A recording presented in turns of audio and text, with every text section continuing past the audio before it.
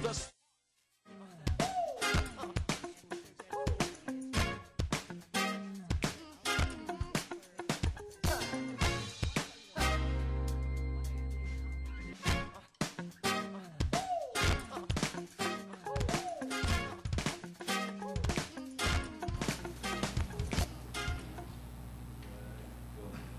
friends, and welcome to another live episode of Thursday Night Chat. This is another one of our December specials, and we'd like to greet ahead of time our loyal televiewers and our friends out there a very Merry Christmas as well as a Happy New Year. So tonight, friends, we shall be talking to three young, dynamic, brilliant, and very driven young individuals of Negros Oriental as well as the city of Dumaguete, and they have actually espoused an advocacy which they will tell us some more about. But may I introduce first and foremost the individual to my left. He is Edward Joseph, right? Narciso, and he is working now in a bank, and we shall get to know more about Edward in a little while. But may I allow Edward to greet our televiewers? You can use your microphone, Yes, Edward. hello, our televiewers of Field Products. It's been a while since I had my last interview here with another program, and it's still good coming back to Field Products and sharing good ideas with all of you. Yes, very good. So it's not your first time, no? Very good. Okay, and then beside Edward is Miss Kathleen Yang Ricardo. Like Edward here, she has also finished school, and we shall be talking about her career opportunities as well as the other things that she's doing. But she's also part of this particular project that we shall be talking about. Kate, maybe you can greet our televiewers and your friends. Hi everyone, good evening and happy holidays.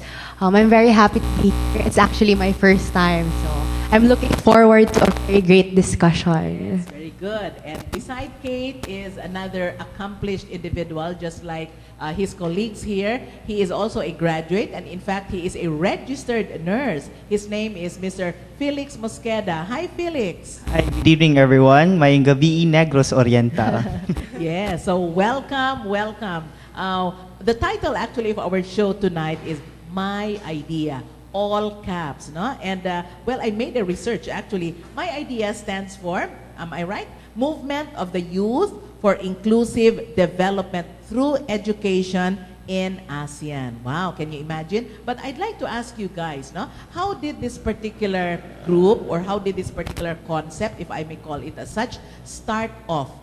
Was it already conceptualized while you were in school? Did it come about because you were part of a particular group? Did you go into training? So tell us more about it. I had several questions already. Okay, maybe ladies first. Yes. Please. Okay, so the three of us have actually experienced or have had an exposure with Mr. Rolando Villamero Jr. before. And it's with an exposure with children with disabilities and persons with disabilities. And it actually inspired us to create a proposal and submit it to the U.S. government during the YSEALI Seeds Grant competition. And luckily, we were able to win the grant. And this is why we had My Idea since early this year. It's actually sort of a modified project where we go school to school and try to influence young student teachers to become advocates of inclusive education. So that's how it all started. Actually, Junjun Villamero was my guest for quite a number of times, and he also talked about this, particularly on inclusive education. But this is what I'd like to ask you all. Your fields are actually diverse, no? Edward is a graduate of business management, right? Kathleen here, Kate is a graduate of management accountancy as well. And in fact, Felix is a registered nurse. So where does the concept of inclusive education come in your respective professions? Yes, Edward. Right. Before we were professionals and before Caitlin graduated, we were members of the 10 Outstanding Students of the Philippines alumni community. But before that, we were involved in different development work in college. Although it's not required to be involved in an organization like a development work organization, but I think that's what the values of our individual learning institutions have imbibed in us. I think it's all of us, depending on us. Altruism kasi, true altruism is finding who you want to be in the future. It's not actually about helping those people in need directly, but we see altruism as we continue to work, kasi we can't give what we do not have, so we really have to have a profession, or we have to have a source of living. So we see that being involved in the movement of the Youth for Inclusive Development through education in ASEAN, it's one way of paying back to what we have learned in college.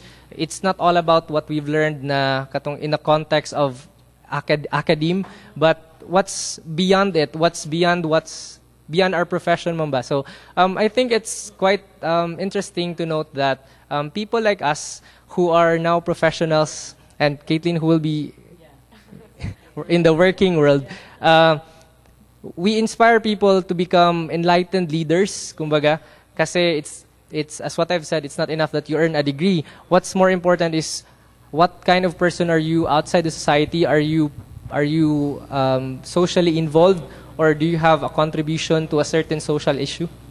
You know, I like the way you put it, Edward, right? Because after all of you are TOSP alumni, right? So in other words, you were also steeped in the values of the 10 outstanding students of the Philippines. Isn't it that you also undergo some sort of a training when you get into the group itself, and then later on you are part of the alumni, no? But I like the way you put it, where for all of you, it was not a requirement anymore, no? Or you were not actually required, or you were not like pushed, you know, to be part of this, because after all, your mandate is simply just to finish school. I think that's what your parents sent you to school for. After that, you're on your own. You can actually always choose not to go into such, no? Yeah, but Kate, this is what I actually admire with the group, no?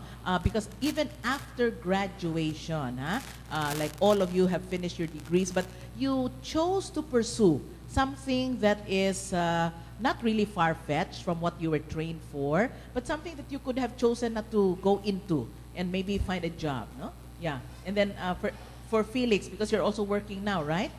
Yes.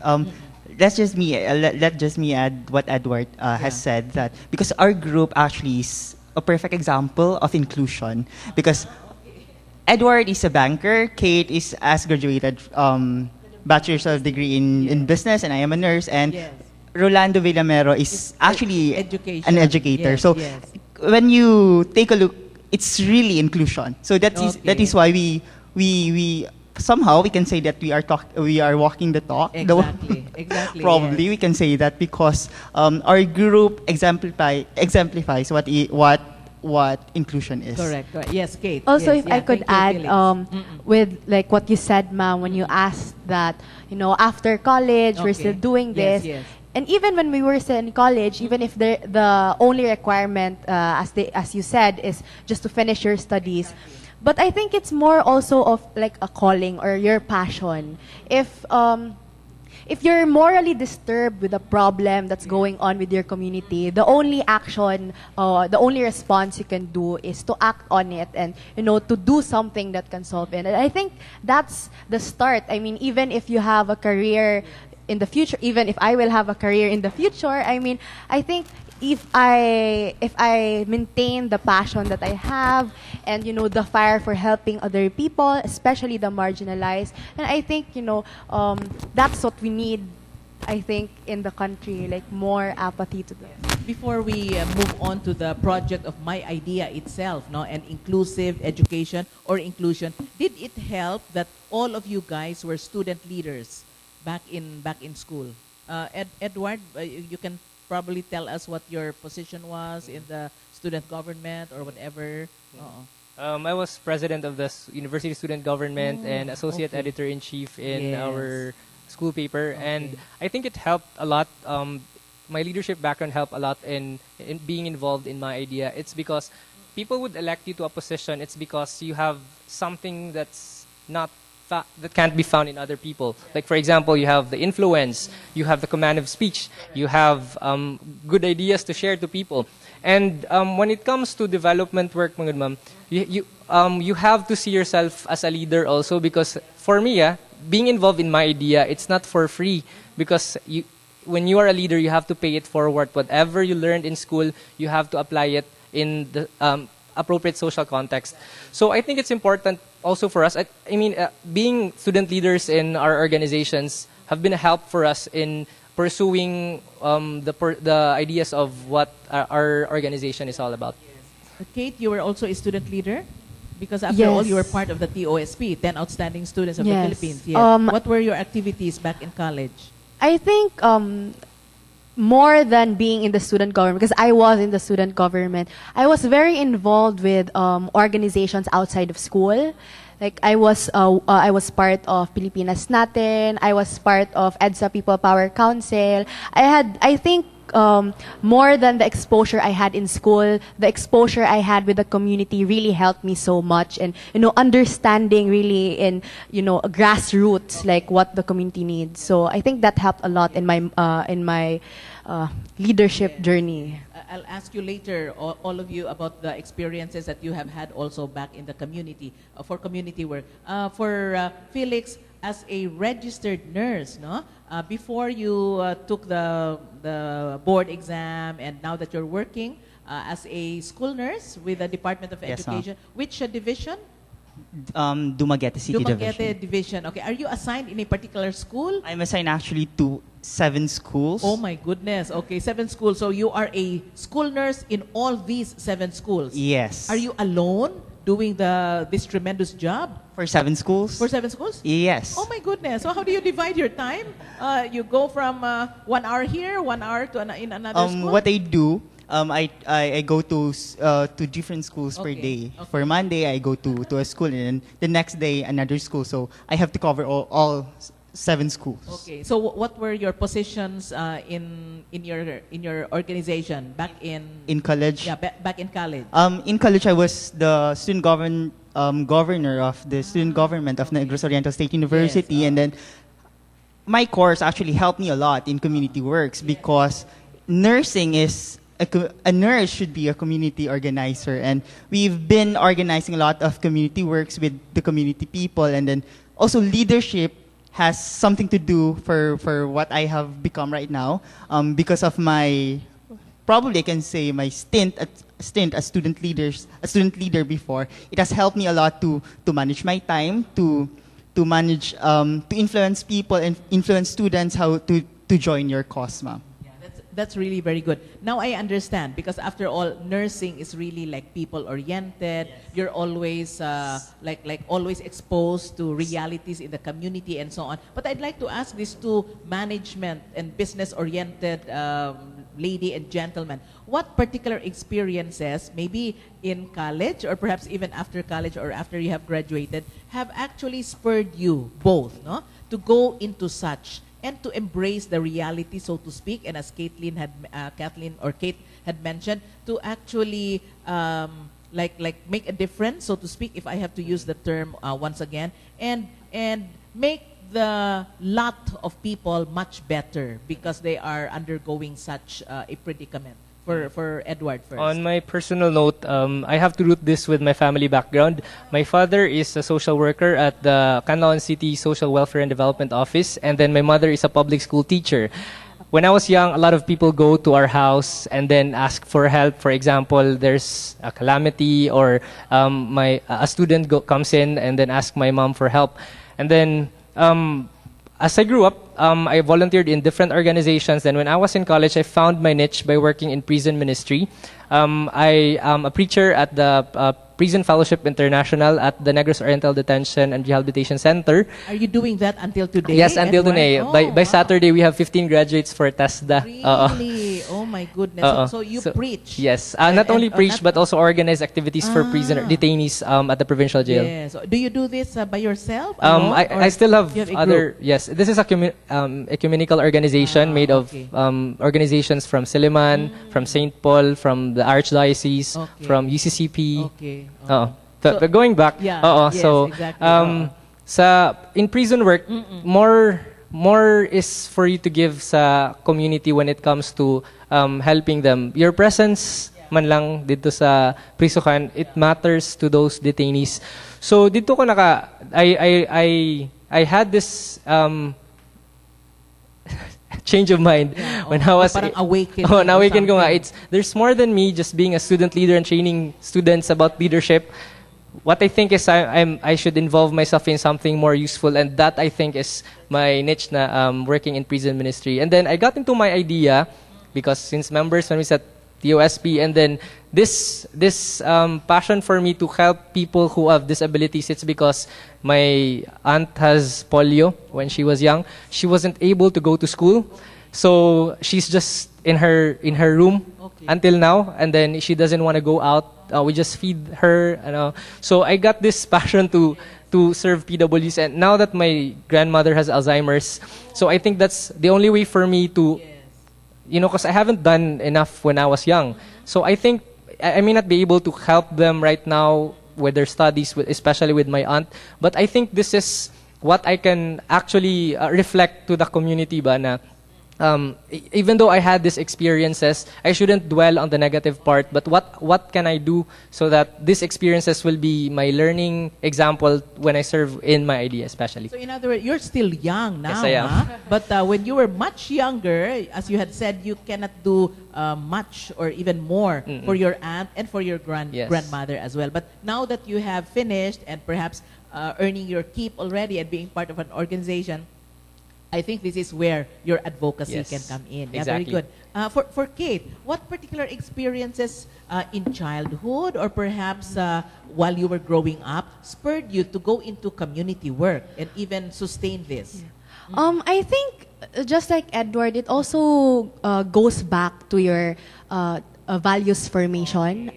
Growing up, my parents always taught me about compassion and, being grateful, being thankful of all the blessings that you have. And growing up in a Catholic school all my Yes, life, exactly. I was very involved in, community extension services. And along with my responsibilities in school, when I was in student government in high school and in college, I was very involved. And it was a field wherein, I think I sort of grew up in, and I've instilled in me already. And so it wasn't hard for me being, very involved in organizations that dealt with, community work.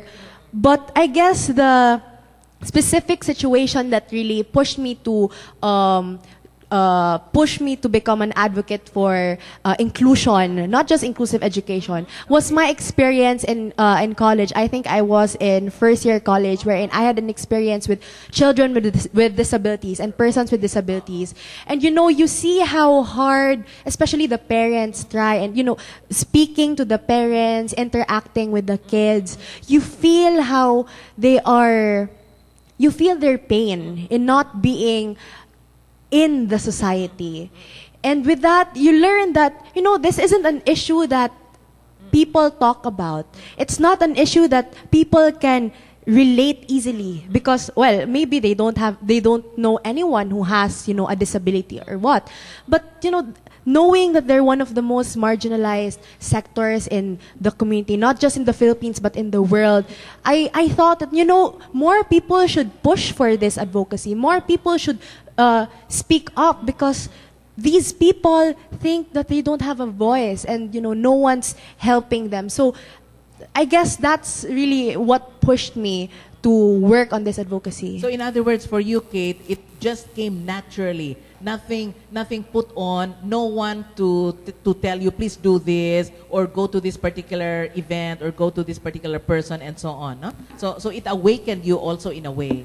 Okay, very good. Now, for Felix, the nursing profession can actually expose you to a lot of social realities, no? Yes, and exactly. I suppose even while you were a student, you were already doing such. But what particular experience, Felix, spurred you to go into such an advocacy and for you to sustain it even until now that you are working? In nursing, we are taught with to take care of patients according to their needs. But with inclusion, it's different. You include everyone, regardless of religion, status in life, and disability. So, during 2012, during our formation, after that, we had a chance to have an immersion with GP Rehab. During that time, I was exposed to students, children with disabilities. At first, I was very skeptical because for me as a nurse or future nurse at that time, we have to treat them, to take care of them according to their needs. We don't have to mix them with the regular pupils or the regular children. But as I got to be exposed with them through time, that's the time I realized that inclusion is really important because these children with disability can really learn a lot of things from regular students. And as I look back, I come from an impoverished family. So for me, I have something to give, so I have to give it to the community back because the community has taught me a lot of lessons in life. Like you have to strive hard in order for you to reach your goals. Wow, very good. No, so now that we have established the objective of my idea, as a matter of fact, now that we have also been enlightened about how you started with this advocacy, and immediately after you held that convention for about 35, am I correct? 35 students of Negros Oriental State University and other schools for that matter. We will talk to you some more about where do we go from here. But we will continue with our conversation after this break. We will be right back.